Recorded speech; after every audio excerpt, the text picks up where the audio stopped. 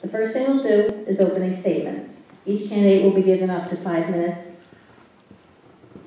to explain what their goals are, what they'd like to see in the upcoming year, and so forth. Next, we will ask your questions.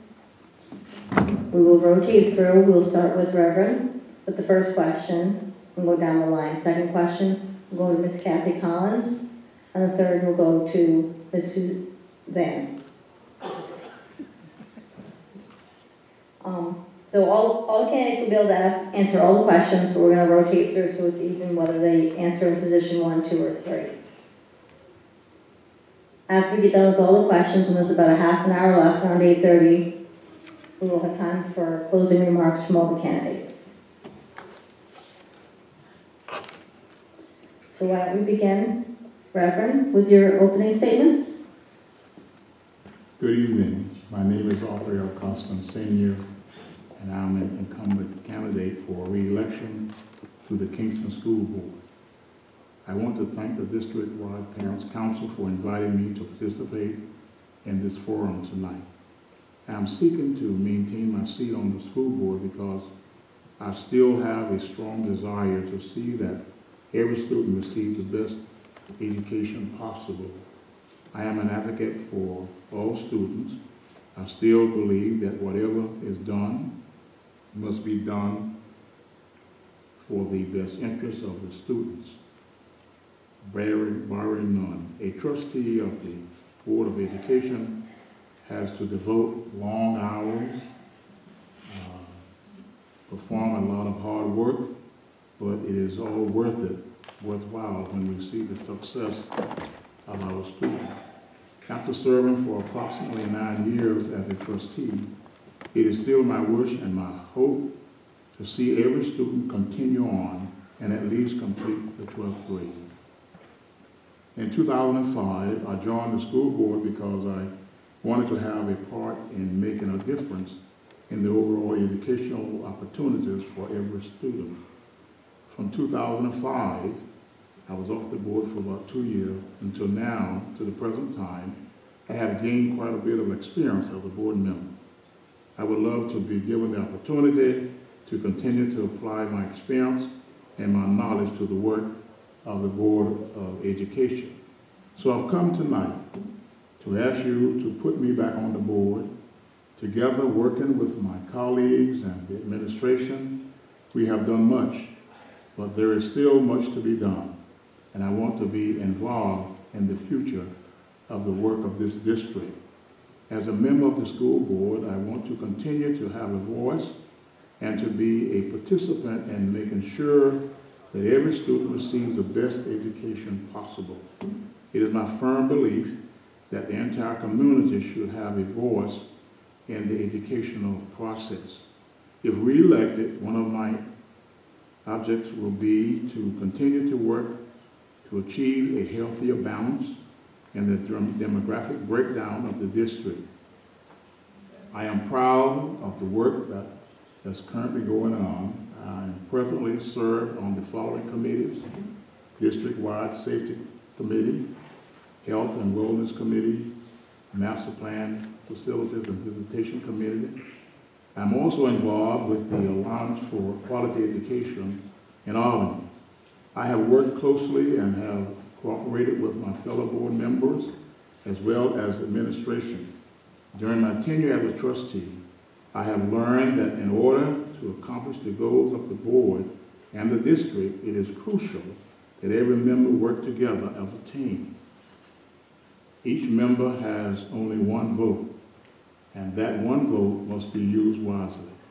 We must always be cognizant of the fact that decision-making is vested in the entire board, not in individual members. I support both the current board and district goals, but I am most excited about what we are doing here at the high school. I want to be part of that future project for the next 3 years. If re-elected, I promise to continue to devote the necessary time, energy, and faithfulness to discharge the duties entrusted to me by you, the community. Thank you very much.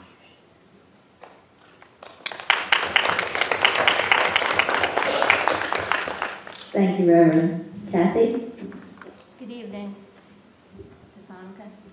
Good evening. My name is Kathleen Collins, and I'm here tonight because I believe in finishing a job. 3 years ago, I was elected to this board, and since then, we've undertaken many projects and initiatives during my first term. I believe in this work, and I've been fortunate to be a member of this cohesive and proactive board, and I'd like to stay on to see these projects to fruition. By occupation, I'm an educator, but most importantly, I'm a mother. My husband and I are transplants to Kingston, and I share this because we chose to raise our children here. We met as young teachers in New Paltz. When my first son was born, we did our research. It was important to us to raise our family in a diverse community whose schools offered a wide variety of programs, clubs, athletics, and opportunities, as well as a dedicated and caring staff to ensure our son's growth and achievement. Clearly, Kingston was the place for us. We have now lived in this district for 16 years, and we have seen firsthand the growth and change.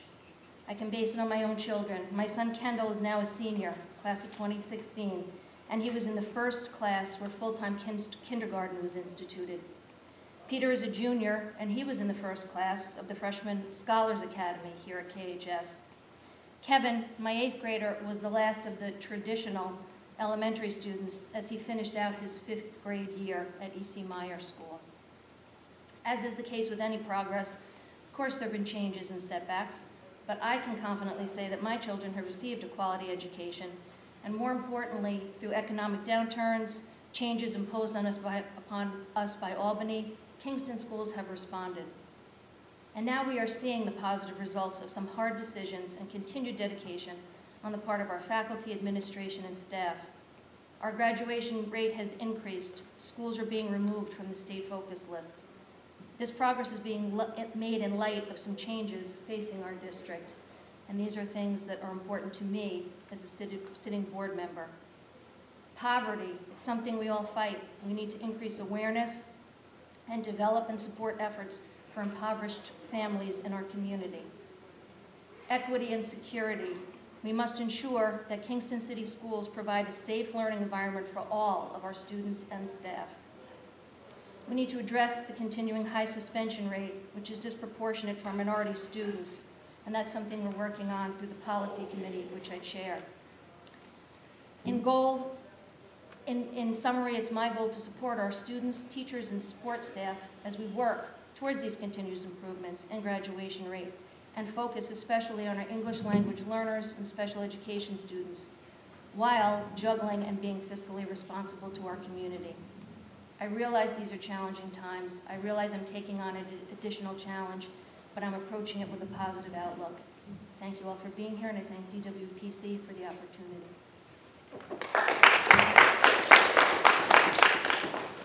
Thank you. Suzanne? I'd like to thank the District-wide Parents Council for providing this forum. And I'd also like to thank the current Board of Education members, Mr. Michael, Reverend Costin, and Mrs. Collins, who are running for another term. I appreciate their service, and I know they all have a commitment to the Kingston City Schools. I'm not running because I wish to oppose any of the current board members, but rather because I believe I have a different perspective to bring to the board, the issues facing public education and the concerns of our school district. And at this time in my life, I have the time to devote to this responsibility. This is a very challenging time for public education because political interests and efforts to turn education into a for-profit business and the obvious economic strain families are facing all put additional stress on our children, our families, our school system, and our community at large. My major focus as a board member would be to ensure Kingston City Schools works to incorporate a sound mental health component into teacher training and then into the curriculum. I have been affiliated with the Mental Health Association in Ulster County since 1983, and I am finishing up my current 3-year term on the board. I have been honored to serve as president of the MHA Board of Directors and know from my experience there that there are many local resources that could assist in fulfilling this goal. I would also like to advance a system by which the Board of Education can get direct feedback from faculty and staff regarding programs and policies and their implementation. I am aware that the state imposes a great deal of what we as a school system must provide. However, we must work to exert local control whenever possible and be informed by the professionals on the front lines about what is working and what we as a board can do to support the programs and curricula that best serve all of the students of our district. I also believe at this time of excessive mandates, all members of boards of education must advocate for fair funding and developmentally sound testing and curricula on both state and federal levels. I taught in Kingston City Schools for 36 years. My sons both graduated from Kingston High School, and my granddaughter currently is slated to begin kindergarten in 2017. I have devoted my life's work to this district and have always been an advocate for excellence and equal opportunity. If elected to the Board of Education, I certainly will do my best to continue that advocacy on behalf of all children and families. Thank you.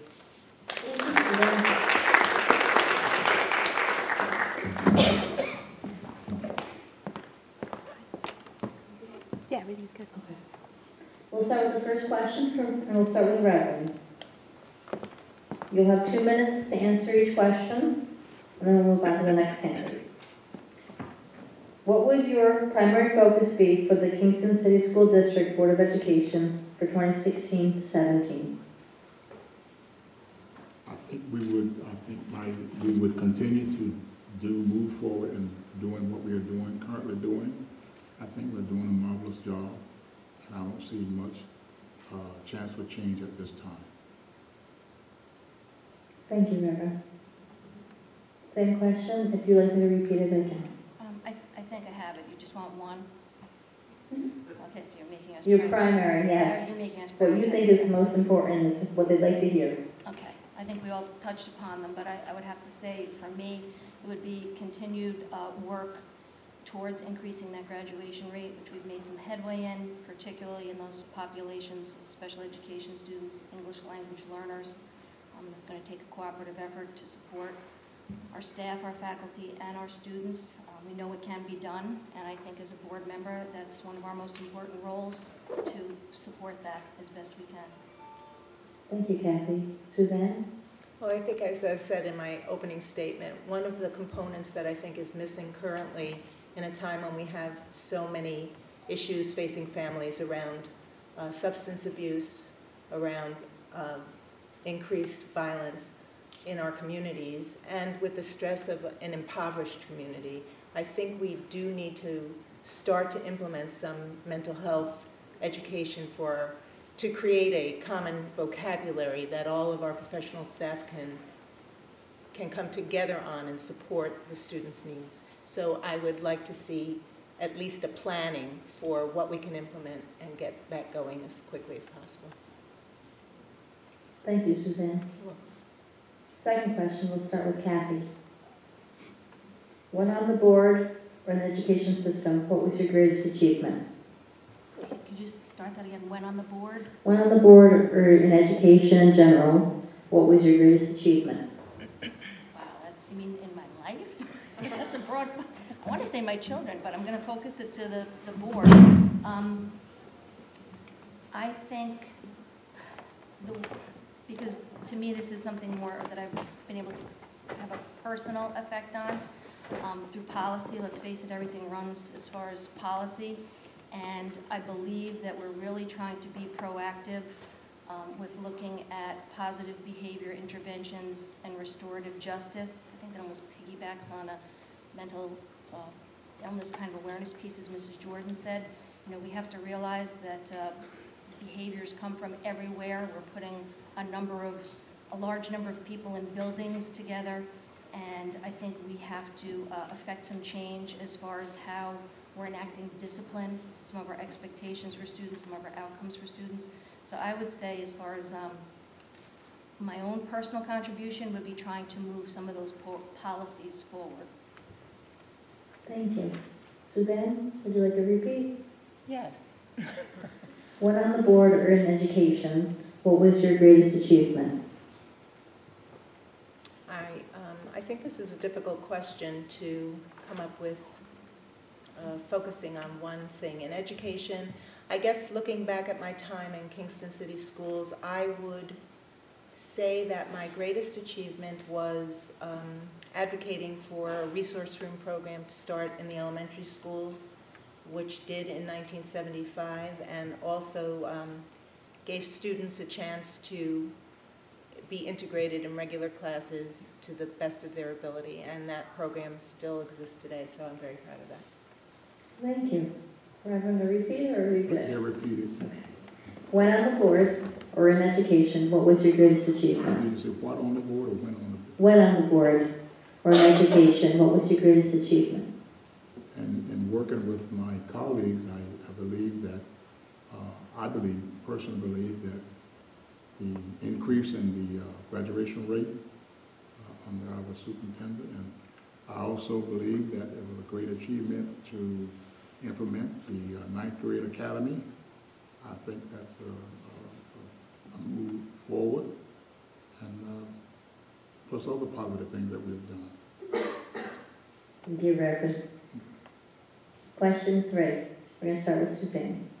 What do you think is the role of the Board of Education with regards to the education affairs of the district? It's a two-parter. Do the Board of Education goals align with this role, in your opinion? Well, I know that the major role of the board is to set policy for the district, and I think that the board works very hard to look at their policies and review them and make them as effective as they can. And I think the second part of the question was, repeat that please. Do the Board of Education goals align with this role? Well, I think the Board of Education goals are looking more broadly at the district's functioning day to day, and as the sitting board members have mentioned, looking at the graduation rates, looking at the nuts and bolts of the district. And the policies are overreaching in terms of how we behave doing all of the business of the board. So I think that they do align. Thank you, Suzanne. Reverend, repeat? Please. Okay. What do you think is the role of the Board of Education with regards to the education affairs of the district? Do the Board of Education goals align with this role?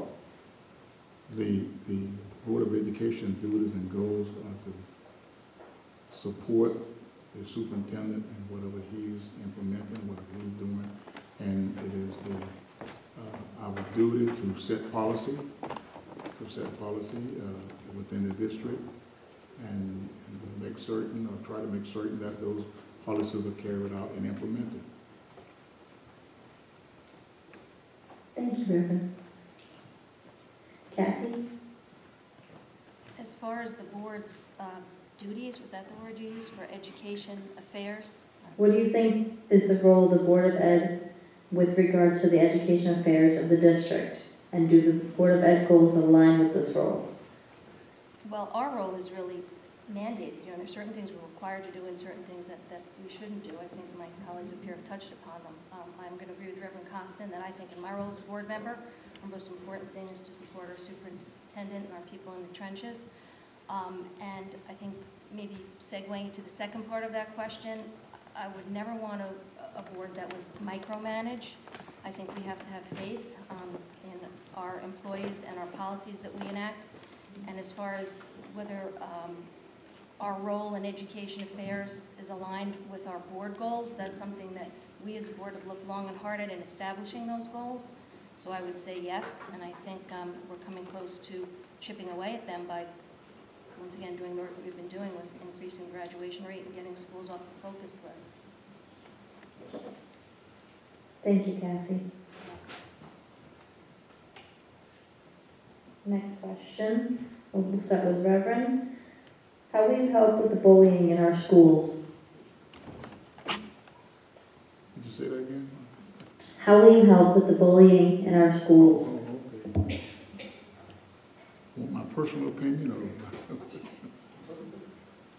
Well, I think that it is the real responsibility of the district to make certain that bullying is not allowed, and I think we need to set policies. And I think we need to, after setting those policies, I think we need to carry them out, make certain that they're implemented. And I think there should be some real discipline dealing with those who are bullying. I don't think bullying should be allowed in the district. Thank you, Reverend. Kathy? We all know that this is a cultural problem, and I can say, both as a parent and a teacher, that there's an increased awareness, obviously, and I think it all starts with education, not only in school, but in the home. A couple of things I'd just like to say specifically. I know that during my years as a classroom teacher, and I think most teachers would agree, lots of times these incidents seem to happen either on the school bus, in the bathrooms, in study halls, in the cafeteria. Most teachers have expectations in their classroom, and those behaviors are managed within that classroom. Add to that now the fact that kids are on social media at younger and younger ages and have phones, and a lot of bullying, as we know, it transpires in those ways. It's very hard for a teacher to necessarily get control of it. It's going to take education, as I said, parental involvement. We've done things like we have that peaceful school bus program. I think the district has made great inroads, and there is that increased awareness. That's something that we have to keep up, and we have to keep looking towards that educational piece. Thank you. The only thing I would have to add to that is I think that there has to be a zero tolerance for bullying on any level. It's, you know, a lot of children express their anxiety or their frustration with bullying, but I think that they have to be offered the support that they need so that they find another way of dealing with the world. But there are also adults in our culture that bully, and so we have to look at what we see on TV, what our political structure is right now. It is kind of sad that it has become so acceptable in the public discourse for people to treat each other disrespectfully. And I don't think there's any way that we can continue in this way and have a civilized society. So I think that we have to continue our efforts, and I think the big push should be that most kids are not bullies. Most kids are bystanders. And so you have the bullies, you have the victims, and we have to enable our bystanding population to speak up and feel good and safe about that. I think that teachers and administrators and most personnel in buildings, and very often it's the, the teaching aides, the teaching assistants, the people in the cafeteria, who really have to work with the kids who are in a more free setting that see the bullying. And we have to give them the support that they require so that when they do report it, there is a path to counsel that kid, counsel their families so that they know how to intervene and hopefully change the behavior. But I agree, it is a terrible problem. Thank you, Suzanne. Question 5, we'll start with Kathy. Can we incorporate an office for peer guidance here at Kingston High School to advise the diverse population in Kingston with a reference to goal orientation achievements? Wow. Can we incorporate a peer?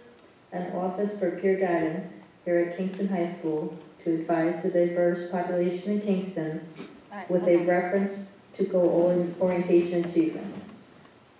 I'm going to try and chip away at that because that's, I'm not really even certain where that's going, but I can say, can we, meaning can we necessarily impose that? I would say anything we can suggest.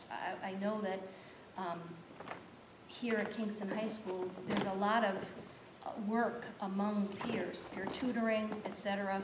I'm not really certain what you mean peer guidance for talking about specific populations, minority.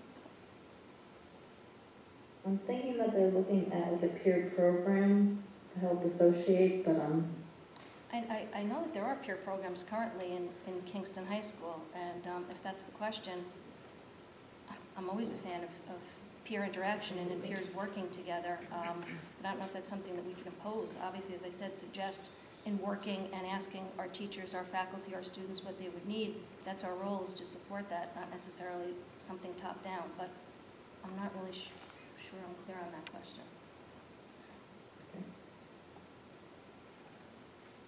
Suzanne, you want me to repeat it?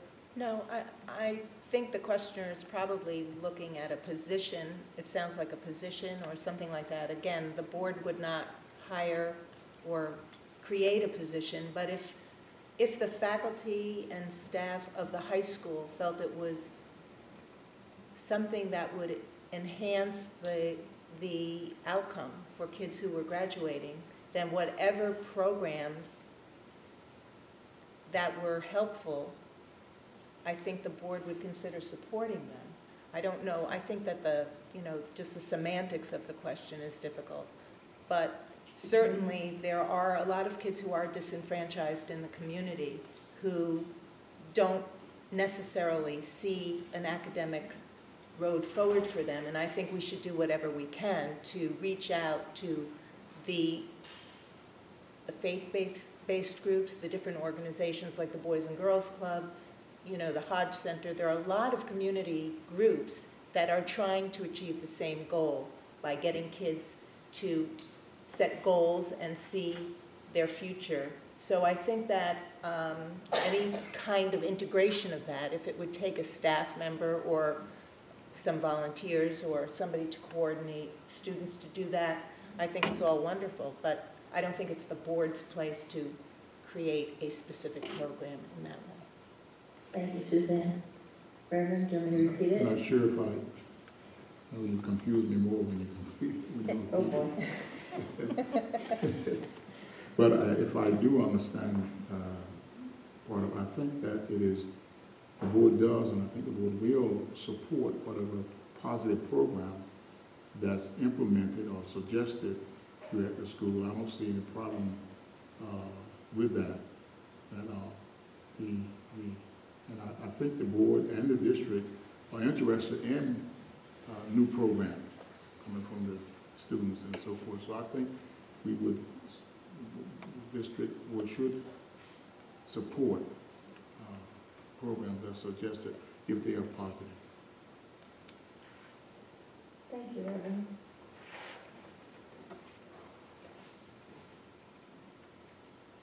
We'll start with Suzanne with this one. If you could break down your priorities as a BOE member into percentages.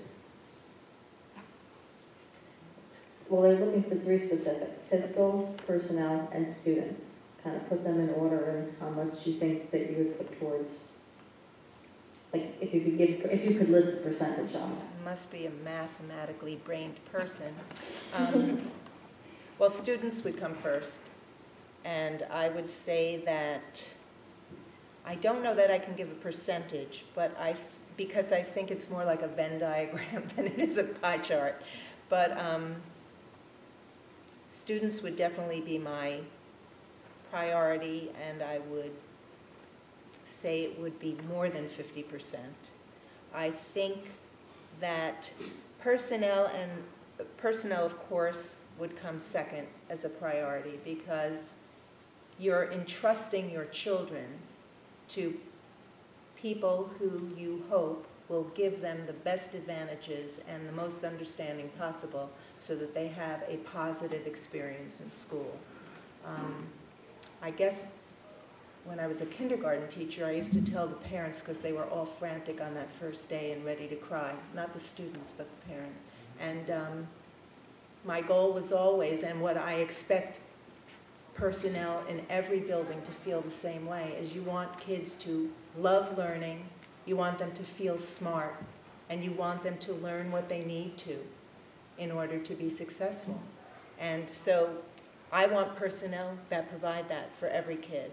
And the fiscal piece it's as important, but it's not my priority. I think that the business people in the community and on the board represent that. And I think that you have to be responsible fiscally. You have to look at the budget. It's another responsibility of the board. And so I would put fiscal last. So my chart is like big circle, a medium-sized circle, and a smaller circle. And I know I didn't give you percentages, but I'm sorry. Okay, Reverend, it's up to you. Thank you, Suzanne. Reverend? Would you repeat? Yes. Absolutely. If you could break down your priorities as a BO member into percentages, looking specifically for fiscal, personnel, and students. Fiscal, personnel, and students. Yes.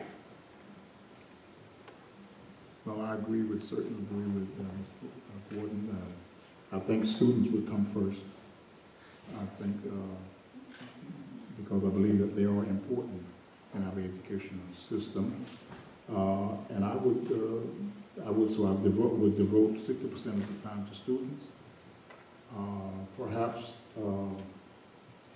personnel, 30%. And fiscal is important. I know it's important, so I would give the remainder to fiscal.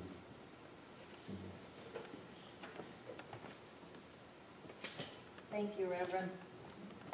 You want to repeat, Kathy? I think I got it.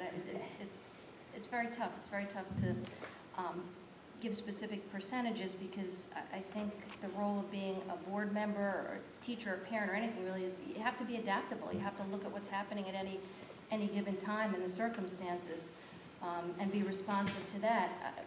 I think we're all going to agree that the larger percentage would go towards students. It's our mission statement, it's our vision statement. Everything we do in this district is about students, as it should be. And obviously, complementary to that, we couldn't do that without our personnel, and we have to be fiscally responsible to the community. So I'm a humanities person. I get antsy when I hear things like numbers, although it's something obviously I have to do. If I were to say, she said 60%, I don't know, maybe and split the other two. Also, just a quick note, as far as fiscal responsibility and personnel, I think sometimes this comes up with budgetary questions too. You know, we have contractual constraints there, so they are also related. We have to be fiscally responsible, but we have things like contracts with our personnel, et cetera. That's about as close as I can give you. Thank you, Kathy. Question 7, we're back to Reverend. Are you in favor of providing full-day pre-K for all 4-year-old children in the district whose parents, guardians are willing to participate? Would you say it again, Mike? Are you in favor of providing full-day pre-K for all 4-year-old children in the district whose parents, guardians are willing to participate? Yes, I am. Yeah, I think it's important. I certainly am, yes. Thank you, Reverend. Thank you. Kathy? Yes, I would say two caveats. One, if everyone wants it, some parents do. We've seen in our studies, most parents do, shall I say, but not everyone does. So, of course, that's the first consideration. Secondly, to make sure that we can afford it. It's very important. This budget, we're looking at perhaps creating a pre-K academy. I've been to some kindergarten classrooms. Mrs. Dexter, if you've been to our board meeting, she's talking about this all the time, the lack of preparedness with coming in to kindergarten. So I think it's a very important initiative to pursue. Thank you, Kathy. Suzanne? I am definitely in support of providing a full-day pre-K for those people who wish to take advantage of it for their children. And I would also say that I would hope then allow the district to come up with a policy that all kindergartners are 5 the first day of school. Because if you look at the current kindergarten situation, you can have a 4.5-year-old with a 6-year-old in a kindergarten, and you have increasing demands on these little people who have only been in the world for not even 5 years. So I think a full-day pre-K would really lend itself to prepare the kids in a more developmentally appropriate fashion than pushing them into a kindergarten setting before they're ready. Thank you, Suzanne. Kathy? In recent years, foreign language programs have been under attack at both the state and local levels. What role do you see the foreign language study in the 21st century? I think foreign language study and any cross-cultural study is vital. The world is shrinking, as we know. I think that it's an important part of any student's growth and development to learn another language, ideally as early as possible, although we know that that's not always fiscally responsible.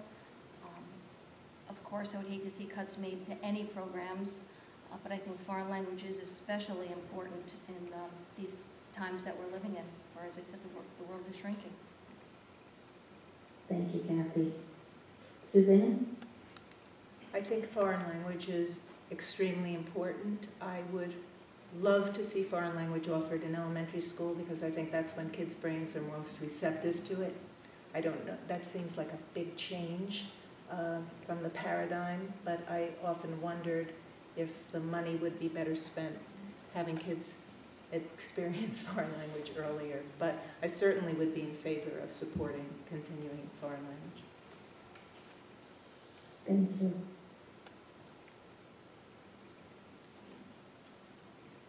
Reverend, yes.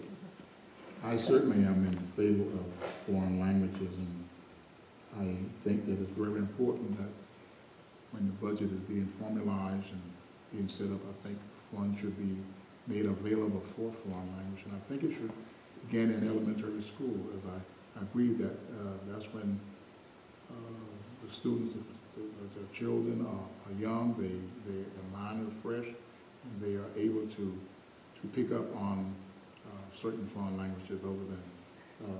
So I think it's important that we provide foreign language to those and start in the early years. Thank you, Reverend. The next question has to do with suspension.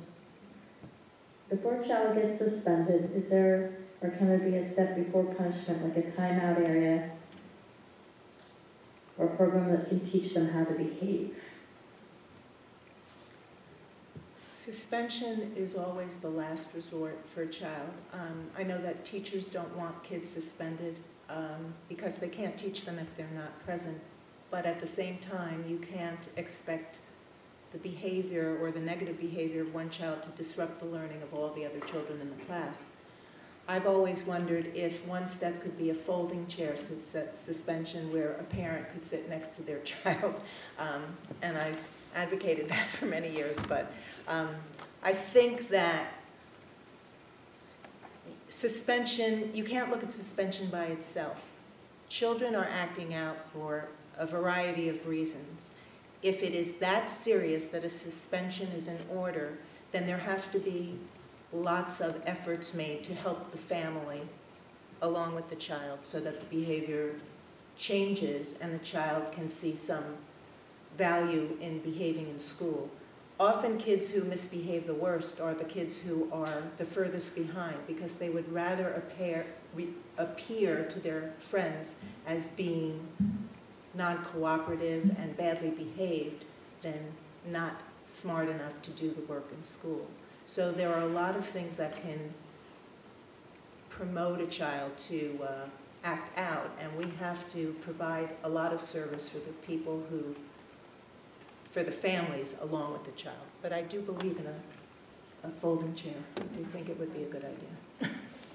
Thank you, Suzanne. Reverend? I've always wondered what causes a student to act out in class. At the same time, I was always concerned about suspending a child or student because when they are not in class, they're not learning as far as I'm concerned. I also know and firmly aware that we cannot allow disruption in the classroom. I don't know exactly what to do and how to do it.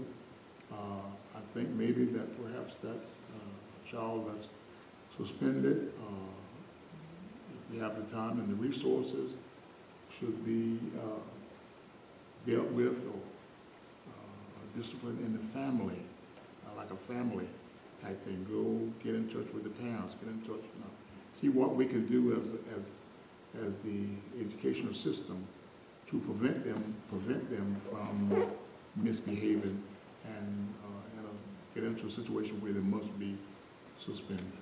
I don't think suspension is good. Thank you, Reverend. Kathy? I think the question asks, can we have a timeout before suspension, correct? Before a child gets suspended, is there, or can it be a step before punishment like timeout area or a program that can teach them to behave? Well, there are. We can't just operate, now with a child misbehaves and that child is suspended. And we have that in our code of conduct. We have that currently in our Jefferson Code. And I agree with my colleagues up here. Tough times to be a child who knows what causes any child to act out. You know, I always used to say in my own classroom, even in my own house, negative attention is better than no attention sometimes for these students. But I do want to make it clear that we as a district, we cannot go right to suspending someone. There has to be that code of conduct and the infractions that occur on that Jefferson Code followed. That said, as I alluded to in my opening statements, that's one of our initiatives as a board, as a policy committee, and my own personally, is to look at.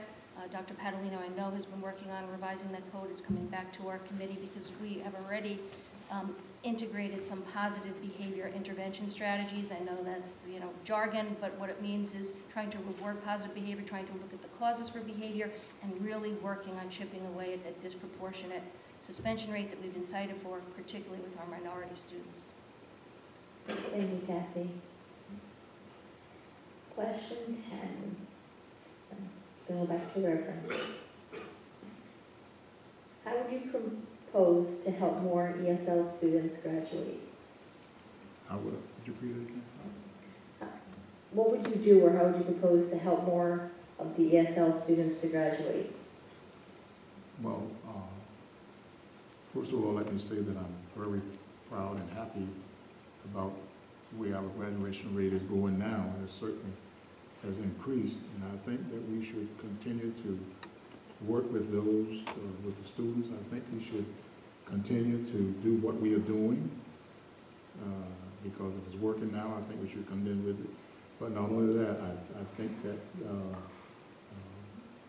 in order for every student, as far as I'm concerned, to reach 9th grade, we should work closely with them in every respect for them to graduate. Thank you, Reverend. Kathy? That's another important initiative, obviously, with our population growing. Our Latino population is growing very quickly. I think the most important thing that we can do for working with our English language learners is to really involve families. I know that that's very difficult. A lot of those families, you know, both parents are working outside the home, they have children to take care of, but that's key, and we've really made some good inroads. I know at one of our recent board meetings we had a video, I believe it was the program with when George Washington School, when Ms. Hannum was there. We have English classes for the parents at George Washington School. How wonderful is that, that you can drop off your child and you can learn and work on your English skills. I think that that's important. Outreach to our churches, to our community groups. Ms. Heidecker has been very good about translating a lot of our materials into other languages. That's something that has to continue. And really being more culturally aware and more sensitive. Sometimes those parents are afraid to come into the schools. We have to try and be as welcoming as we can. Thank you, Kathy. Susan? I agree with both of my colleagues up here, but one thing that I think would help, and I know that would take a lot of advocacy on the state level, but we are always forced to look at the cohort that the child is in order to count a graduation rate. And I think that there are students who would benefit from another year in high school, or maybe even 2 years in high school. I don't know what the push is, why it is so important that we get every child out in the same time frame when we are supposed to be meeting all the needs of all the children. If a child comes into 10th grade as an English or as a Spanish-speaking student with no English, I think that there's no reason to push that child to take 5 classes when maybe they could be successful with 3 or 4 until their English kicked in.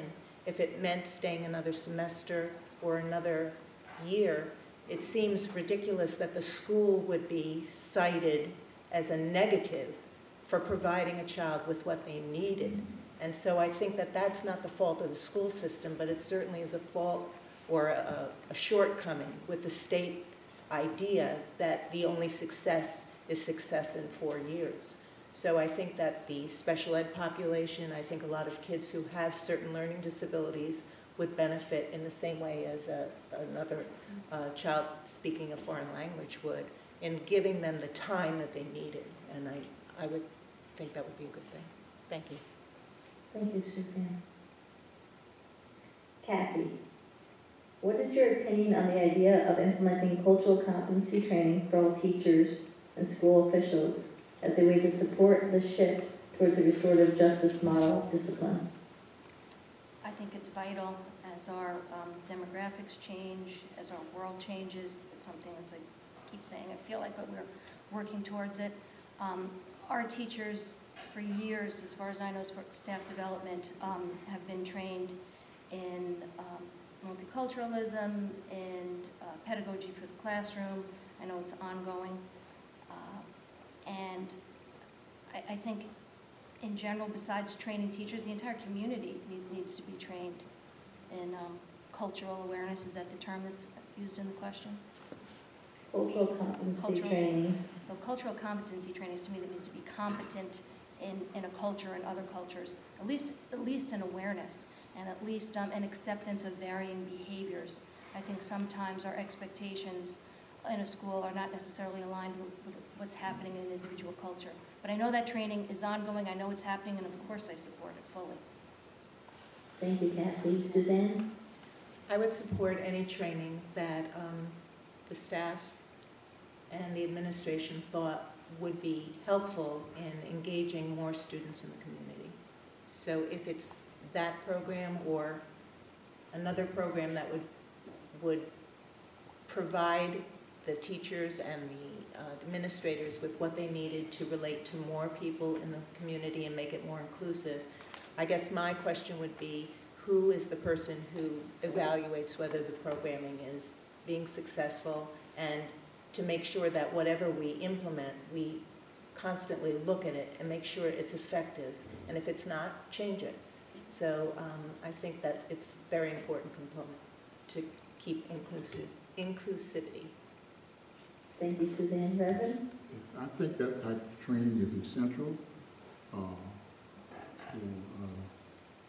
in any particular day, or week, or month. We have quite a few cultures within intermingling, working together and studying together, and hopefully enjoying each other. And I think that it is important that I learn more about your culture, you learn more about my culture, and when that happens, I think that it will be beneficial to everyone involved. Thank you, Reverend. Question 12 will start with Suzanne. How do you expect to help with the students whose family is in poverty?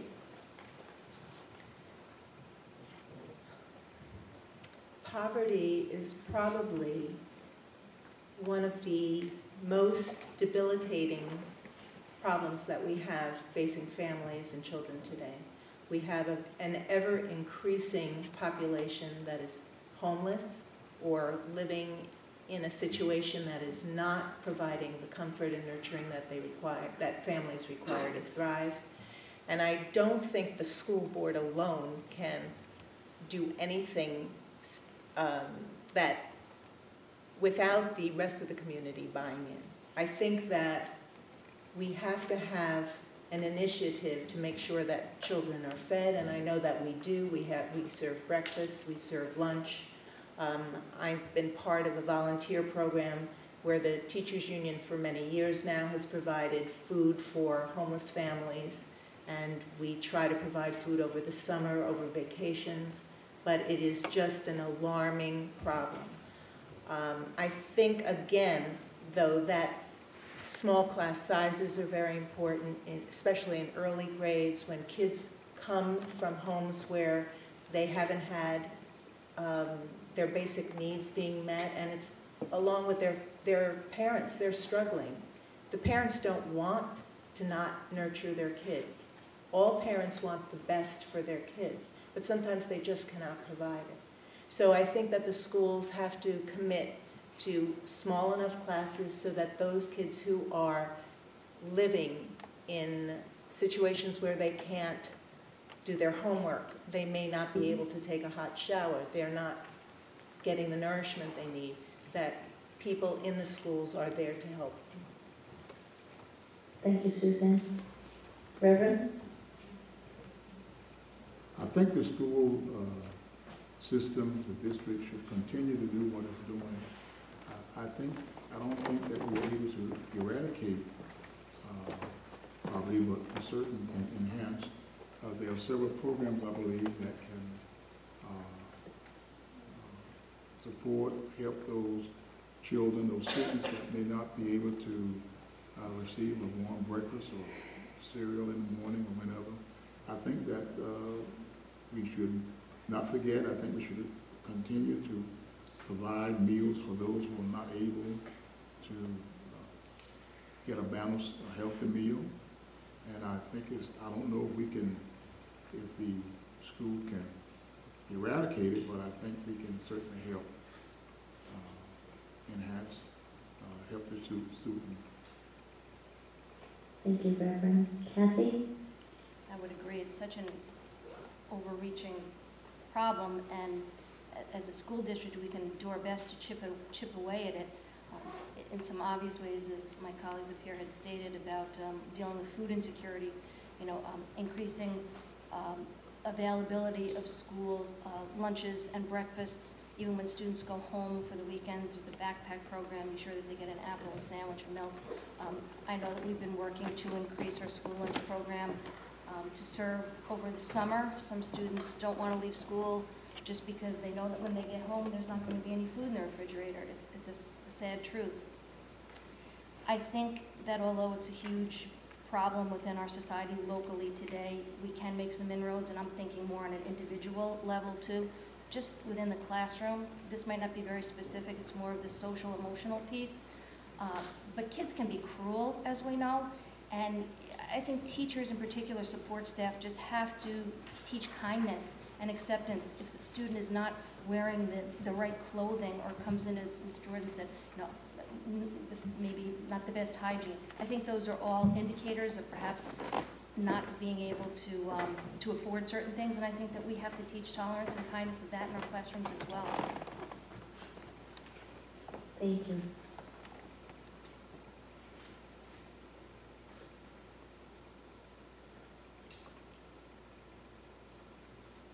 Reverend, how much progress do you expect to see with the building of a new high school?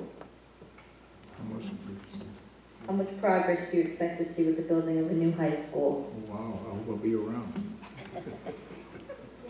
A tremendous amount, and that's one of the reasons I want to remain on the school board and to be part of that great progress that is going to come down through our district. I think that there's going to be a great amount of progress. I think that because of the space and the facilities that we're going to have, we'll be able to do more for the students.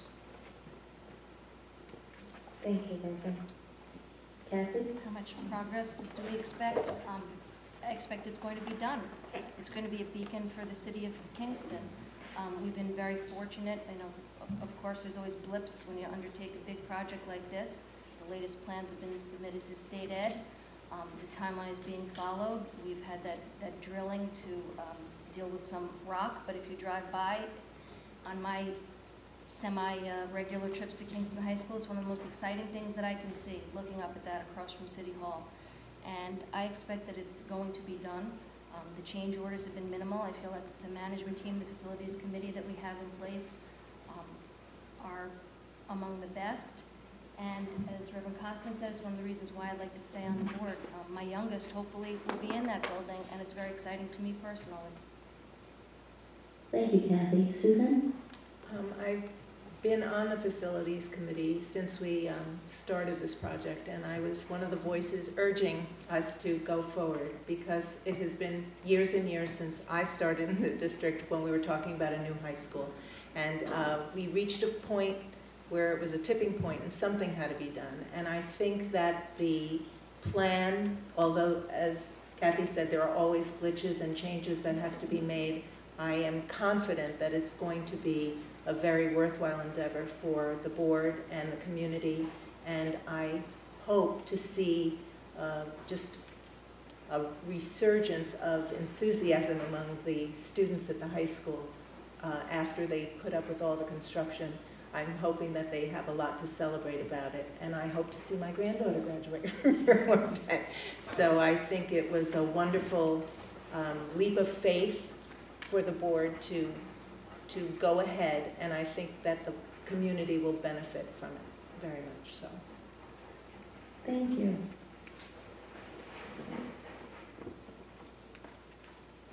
Next question, we'll start with Kathy. What do you perceive as the most important task for a trustee on the Board of Ed? The most important task. I don't know if I can think of one particular task as much as, I mean, the first thing that comes into my mind is dedication, but that's not a task. I would say supporting our superintendent and our teachers and our staff in pursuit of our mission and vision statements to educate all students as best we can. We are really, I see my role as support. Thank you. Suzanne? I guess I would see my most important task as being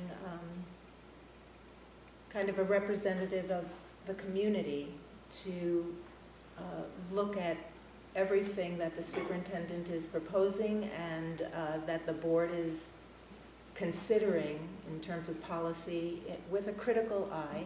And by critical, I don't mean negative. I just mean to ensure that we're doing the best that we can do all the time. And to make sure that we are headed in the right direction and really trying to be true to the people of the community and represent what they would wish for. Thank you, Suzanne. Reverend? When I hear the word task, probably just me, but I view the word task as something that's difficult. And I see that a lot of time in our church. To me, a task is something that's very difficult to do. I love to do I love doing what I'm doing on the board. I feel that my goal is to, as I said earlier, support the goals of the board, support the goals of the superintendent, agree or disagree nicely with my fellow colleagues, but I just enjoy what I'm doing. So I don't consider it a task. I consider it a job that needs to be done, and I'm happy to do it. Thank you, Reverend. Next question, Suzanne. Do you think that former educators on the board have a conflict or interest or bias when dealing with contracts or teacher issues in general? Well, I was grievance chair for the Kingston Teachers Federation for 8 years. So in terms of conflict of interest with the contract, I don't think I have any, because I believe in the contract. I believe the contract was a negotiated settlement, and I think that all parties named in that contract have an obligation to live up to it. Everyone from the administration to the support team to the faculty. And so I think that if it was something that affected me personally, I would just recuse myself. But in terms of implementing the contract, to me the contract is kind of the foundation for the working relationship between the board, the faculty and staff, and the administration. So I find it to be very helpful and kind of not a conflict at all, because it's all in black and white. So everybody just has to honor it and work to the best of their ability. And I don't think it's conflict. Thank you. Reverend? Will you repeat the question? Absolutely. Do you think former educators on the board have a conflict of interest or bias when dealing with contracts or teacher issues? No, I think we live in what I call a contract world. I mean, everybody has contracts. And I think that whatever's in the contract, once it is negotiated and comes to an agreement and signed, I think that all parties involved should abide by. And I don't see where there's a conflict. Thank you. Kathy? not really sure if I'm reading into this or if there's an implication, former educators. I don't know if that refers to KTF educators, educators in general, but how I would answer that question, I think first of all you'd have to expect more of board members in every individual decision that we make as far as any kind of conflict of interest. This is a job, having done it now, that takes a lot of time. Quite often, people will stop you in the grocery stores, et cetera. That's something that we're all up for. There's no pay involved. And I think that if we're doing it, we're doing it to the best of our ability, and we're doing it for a noble cause. Nobody's looking to, I think, feather anyone's pockets here. I think, in fact, being a former educator, having some experience in education, I know as a former department chair, I've had to negotiate contracts and work on different contracts. As Reverend Costin said, we live in a contractual world. So I don't see that in any way as a negative. If anything, I think I would see it as a bit of an advantage. Thank you, Kathy.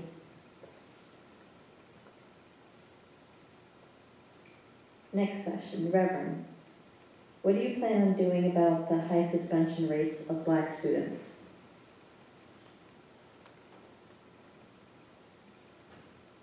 I would hope that we could work with the family, the parents, and the student to demonstrate to them and to let them see the importance of having, receiving an education.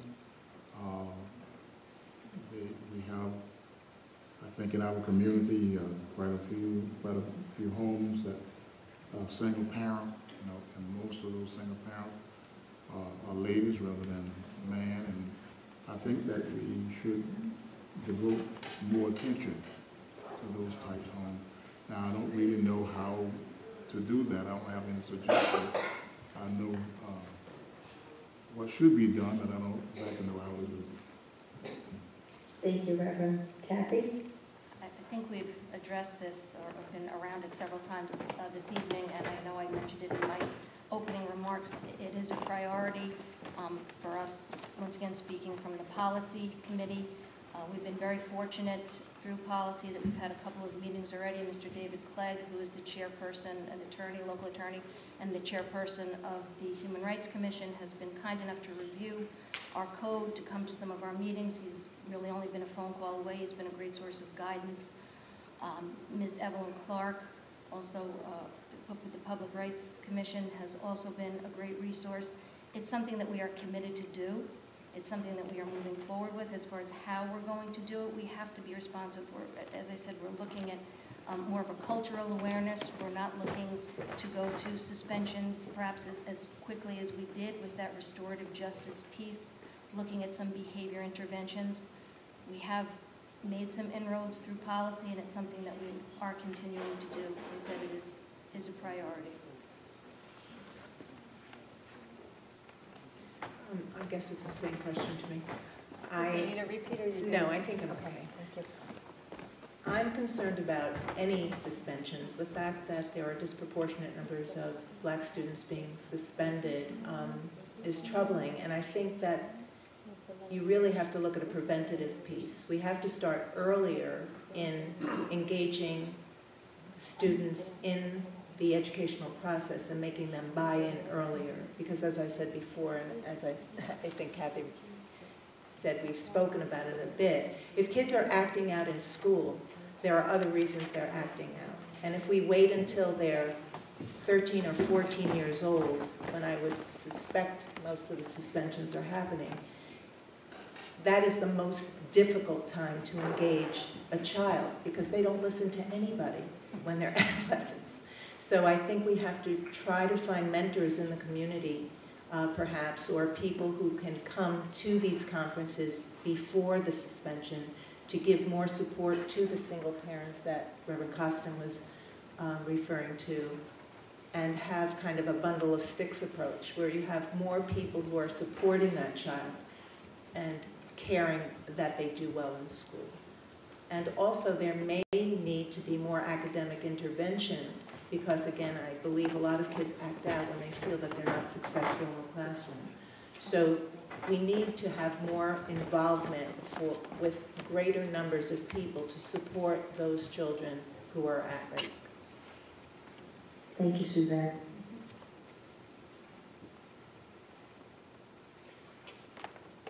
All right, next question, Kathy. Do you think opening up a space in the school district for community alumni or adults to be available as a reference for teachers to better help motivate students, to help mothers that can't provide food every day, be an asset I think and doable? we have a couple of things going on there. I'm going to start in general. I think our schools are open to having alumni come back. Lots of times we try and celebrate our alumni. Is that specifically about alumni, parents? It's about community alumni or adults to be available. I think that we do that, and I think that we encourage partnerships. I think with limited resources, we have to. One of the things I had mentioned, being a transplant to Kingston, is I'm always astonished by the loyalty of being a Kingston Tiger. I think that's something that once you're a Tiger, you're always a Tiger, as cliche as that sounds, and people always want to come back and give, and we like to celebrate, as I said, our alumni. As far as specifically mentoring, I think that might be getting at, or teaching when there's not enough Less food. like to be able to motivate students to be able to help when families need it, to actually have a spot like in the district itself, as opposed to. We did have that in the parent center in the ninth grade academy, and I know I think most of our schools do have that space either through PTSA or other groups. When I say space, it might not be necessarily a physical space. We all know that some of our buildings are tight. Of course, I think it's a good idea. As I said, I'm all for any kind of partnerships, especially with parental involvement. Thank you, Kathy. I'm not clear about what the question is, but I will guess. And I think my experience since retirement has been that if I've offered to volunteer in any building, people are happy to have me. And I think the best use of people's volunteer time or mentoring efforts would be through coordinating that with faculty and staff in any of the buildings that they're interested in working in. I have never met a teacher who's not happy to utilize the talents of people in the community. So I think that that's probably the best way to do it because there is a process in place. Thank you, Suzanne. Reverend? Yes, I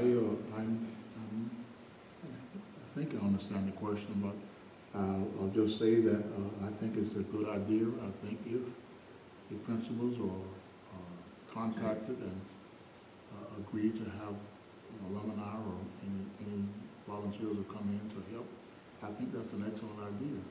I think it will go a long way in assisting our students in the district. Thank you, Reverend. Next question for Susan. Kingston and other school districts in Ulster County have been experiencing declining enrollment for many years.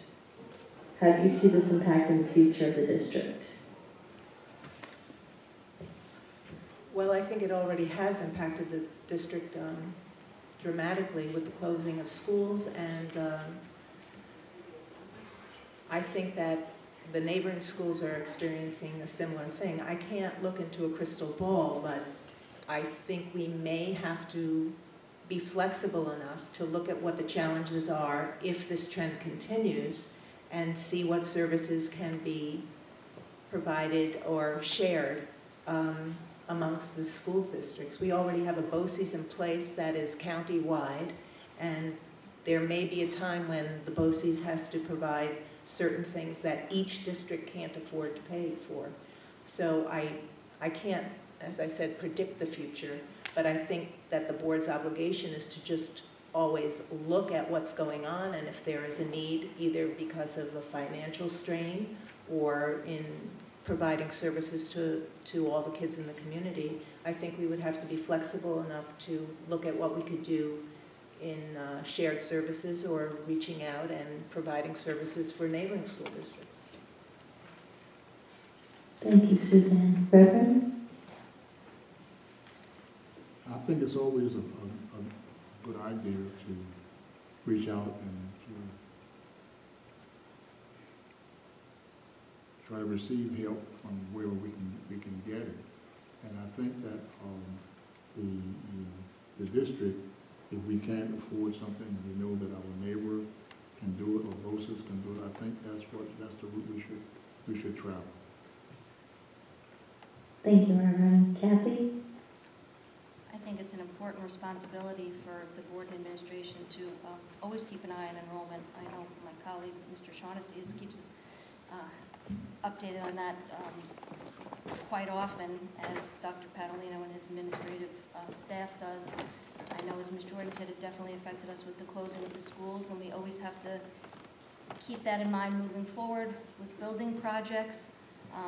I'm also hopeful, maybe I'm optimistic, but as I mentioned earlier with that new high school project, I do see that as a beacon for the city of Kingston. We know that the entire Northeast, our entire country is affected economically, but I think it would be great when people look at the fact that there's a new high school. We've actually had people contact us through realtors and say that's one of the reasons why they want to move into this district. I'm hoping that there might be some more of that. But we would be remiss if we didn't keep an eye on enrollment projections. But once again, you always have to remember they are always projections. Thank you, Kathy. Reverend, this is a long question. It has to do with elementary schools. Some cities' public schools have experienced enhanced educational outcomes as a result of busing students from economically disadvantaged to the schools with the most economically advantaged situations. The coming of students from the highest and lowest economic classes is bringing enhanced achievements in these districts. Would you as a school board member be willing to consider busing of students to achieve superior educational outcomes? Would I, as a school board member? Would you consider busing students to achieve superior educational outcomes?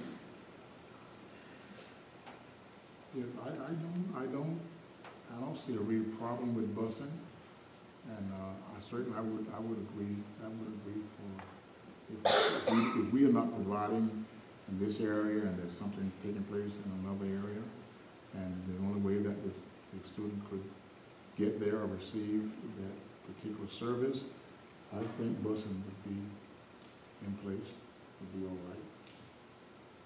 Thank you, Reverend. Kathy?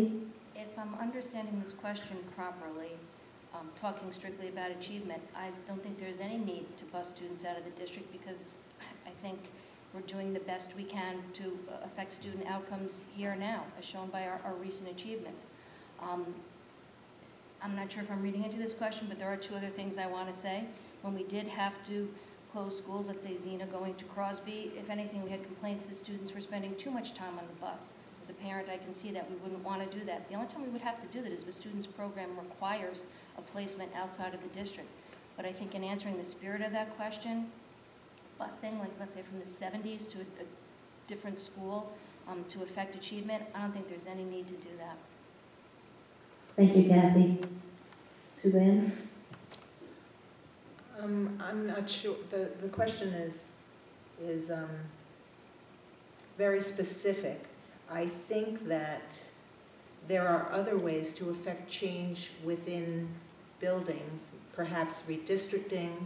I don't like the idea of taking certain students and busing them to other certain places because I'm not sure that you get more positives than negatives from that.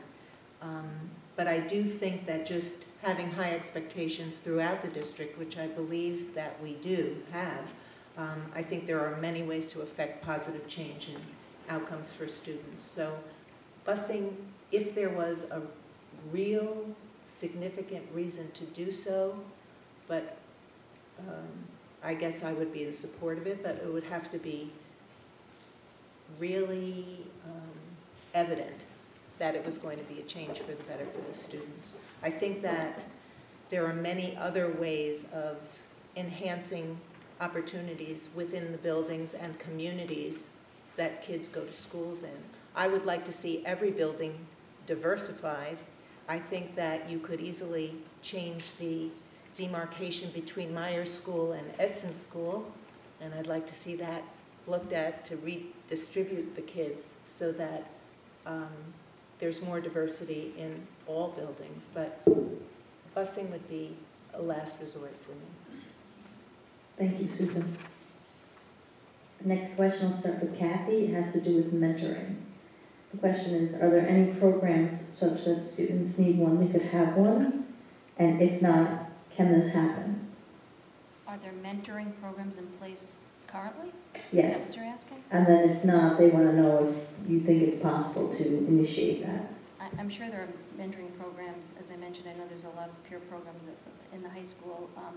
Perhaps they are not necessarily designated or named as such, but I know of many teachers, many counselors, many support staff members who not only encourage mentoring, but have clubs that do so, or even shadowing students coming to the high school. In my own experience, mentoring is very important. We've talked a lot about shared services. We've talked a lot about tapping into an alumni network, older students. I think just with the transition to the high school, the 9th Grade Scholars Academy has been wonderful in doing that, keeping that incoming cadre small. There's a lot of mentoring, even if it's on an informal level, that transpires there. I think it's something that we're doing. Once again, I'd always be a fan of expanding it. I think once a student makes a personal contact in a school, especially in a large building, only good things are going to happen. And as someone to look up to, that's also important. If there was a mentoring program that people were interested in, it's hard for me to believe that it wouldn't be implemented. I don't know what would stop it. I think that it would be wonderful to have more mentors from the community come in and perhaps be more intentionally matched up with children or groups of children on perhaps a more on the level of different professions that they might be interested in. I think it would be wonderful to have seniors perhaps more intentionally matched up with underclassmen who were having problems so that they could, as Kathy said, relate to somebody in the building that was watching out for them. But it's hard for me, it sounds like the questioner feels that there isn't an opportunity for mentoring, and it just would surprise me. I'm not on the board currently, but it would surprise me that anyone would be opposed to that. I think that it's probably happening now in an informal way, and maybe it just needs to be more purposeful. But I would imagine that it would be accepted and promoted. Thank you, Suzanne, and thank you for moving into that flow nice and smoothly as I was handling. Reverend? Yes, I agree with my colleagues. I think mentoring is important, and I don't think anybody would refuse it. I don't think anybody would say you can't do it in this building or that building. I think that certainly teachers that staff that's retired and want to come back and sort of devote their time, depending upon what areas they have expertise in. I think that the mentoring should take place, and I don't think anybody would refuse it. Thank you, Reverend. Suzanne, we're going to go with this question as to why you want to be on the Board of Ed. I'm sure you probably hit up a bunch of it. This may came in late, so if you could reiterate for those that came in late. Well, I have been urged to be on the Board of Ed since I retired, and at this point in my life, I just feel that there's such an attack on public education, and I am a public education advocate and supporter my whole life. I think it's the cornerstone of our democracy, and I think there are very purposeful and intentional attacks on it now. So one of the reasons I want to be on the board is to be an advocate for public school children and teachers and administrators and parents who are really being targeted at this point. So that's one reason. The other reason is because I come from a community advocacy for mental health, and I would like to promote more intentional mental health programs and training in the schools. And I think that in this time of stress and as I said earlier, with all of the concerns about addiction and about mental health awareness, I think that we have to train our staff to have a common vocabulary and a common response so that we can better serve the kids that we are charged with. The other reason I'm running for the board is because I have been an educator my whole life. This is my school district. I came here in 1973, and I have a lot of vested interest in it. And so if I can contribute at this point in my life, I have the time, then I would like to. Thank you, Susan. Reverend?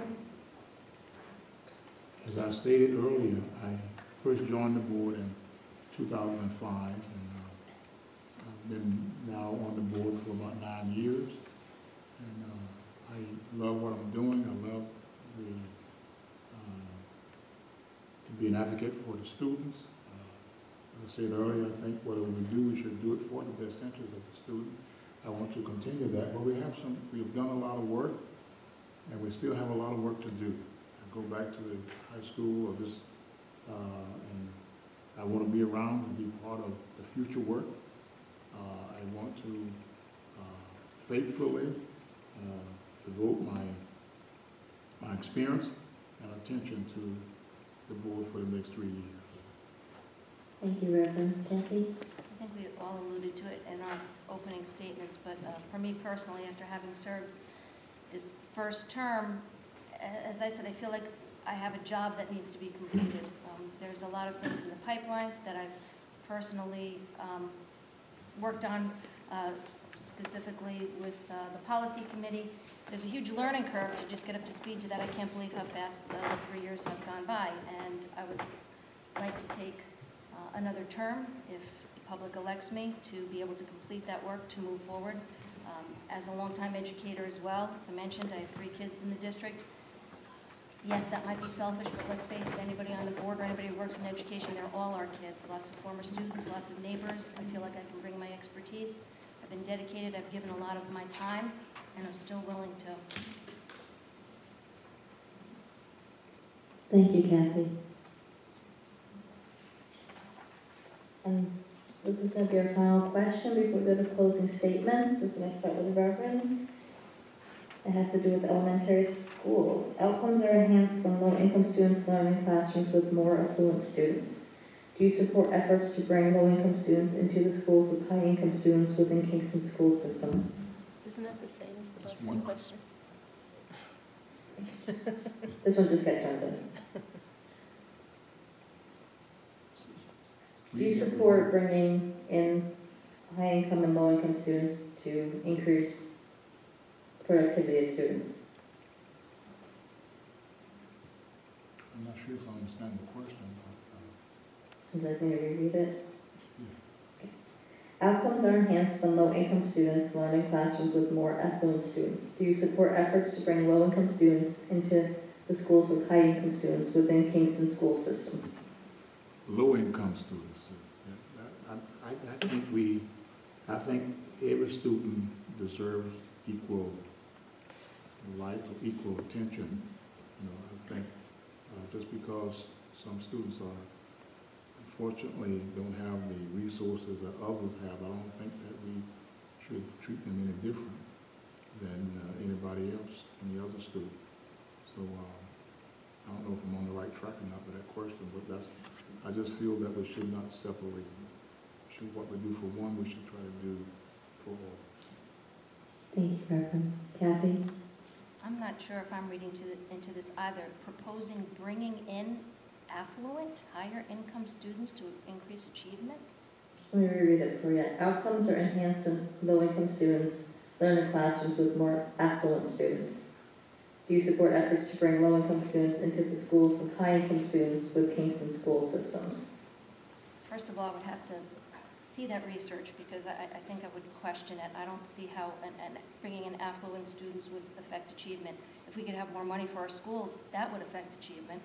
I'm going to say, I think we have to play the hand we're dealt. This is our community. I would hate to force anything by bringing anyone in to affect outcomes. This is our population. This is the population that our teachers, our support staff, our board, our administration serves. And I think the best way to serve them is to work with the students that we have.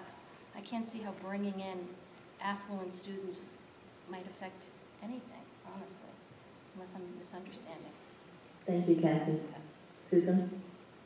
I think what affects a positive outcome for students is high expectations, no matter what their economic background might be. And there are programs that address high expectations for all students.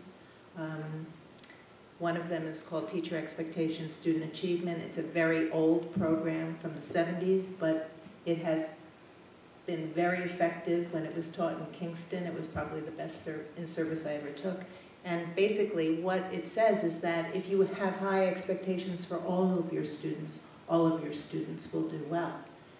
And those behaviors can be taught to all teachers. So I think the training is, what we should be doing is making sure we're giving our teachers the best tools that we can so that they provide excellent education and high expectations for all their students, no matter what their background, be it, you know, a different socioeconomic class or a different culture. It doesn't matter. In a classroom, everybody should be expected to do well.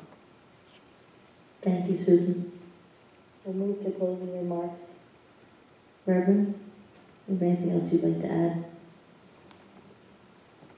I'm just happy doing what I'm doing. And I like to continue doing what I'm doing. As I said earlier, I think that whatever, we should work as hard as we can to provide the best education to the students of this district. I've been 9 years on the board. I've been part of some good stuff, good things that's taken place. I remember that I was part of when we hired our superintendent, and he didn't pay me, but I'm doing a good job. I think he's doing a good job, and I enjoy working with him. I enjoy working with the board, my colleagues. So I just want to go back for 3 more years and do what I'm doing and see this project here at the high school finished, and then you'll be finished with me. Thank you, Reverend. Kathy, would you like to close? I had made some notes, but I think I'm just going to, I don't want, at the risk of being repetitive, I don't want to, so I'm just going to sum up by first of all thanking DWPC, my colleagues up here, my colleagues on the board, sincerely, our staff, our administration. It's very heartening that everybody came out tonight on a beautiful evening to listen to us.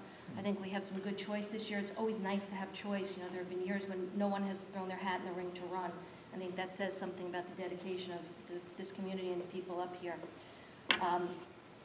As I mentioned, my priorities are always going to be to support our teachers and our students, working towards continuing to increase that graduation rate on some of the specific population that we've discussed, English language learners and special education students, and of course, we're all concerned about fiscal responsibility. That being said, I think the most important thing that I can ask of you is for everybody to get out, exercise your right to vote on Tuesday. Polls are open from 7 till 9. I really think that we've crafted a very fiscally responsible budget. There's not going to be any tax increase. We're actually able to add some really important support staff, as you know. So please get out, make your choices known, spread the word. If nothing else, as far as voting for a candidate, please vote for that budget. That's what I ask of you. I'm looking forward to moving forward with this restorative justice and positive behavior intervention in terms of changing our policies to be a little bit more receptive to cultural difference, to encourage positive behavior among all of our students and make our buildings a safer place where learning can occur. So with that, I thank you all for listening to me, and turn it over to Mrs. Jordan. Well, I think that we've covered a wide gamut of interesting topics tonight. At the core of who I am a teacher, and I'm not going to apologize for that.